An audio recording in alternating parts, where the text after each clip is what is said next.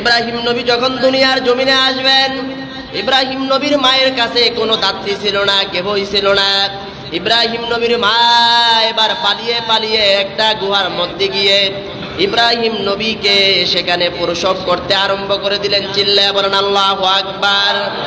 ইব্রাহিম নবী দুনিয়ার জমিনে ভূমিষ্ঠ হওয়ার পর ইব্রাহিম নবীর মা বলেন, আমার সন্তান যখন দুনিয়ার জমিনে আগমন করলো, যেই গুহার মধ্যে আমি ঢুকে আমি সন্তানকে প্রসব করলাম, এই গুহাটা ছিল অত্যন্ত অন্ধকার।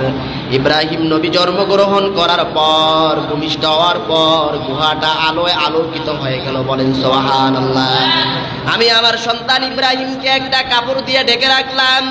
যদি ইব্রাহিম নবীর আলো গুহার মধ্য থেকে বাহিরে প্রবেশ করে, তাহলে দুর্বৃত্তরা এসে তাকে মেরে ফেলবে। কথা বলেন ঠিক কিনা?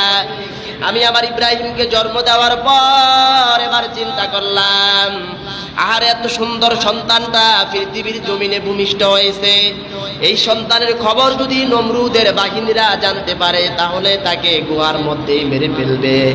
আমি আল্লাহ তাআলার উপর হাওলা করে ইব্রাহিম নবীকে গর্তের মধ্যে রেখে এবার বাড়ির দিকে চলে আসলাম। বলেন সুবহানাল্লাহ। প্রিয় ভাই, ইব্রাহিম নবীর মা ঘরের মধ্যে প্রবেশ করার পর আল্লাহ রাব্বুল আলামিন জিবরাইল আমিনকে পাঠিয়ে দিলেন।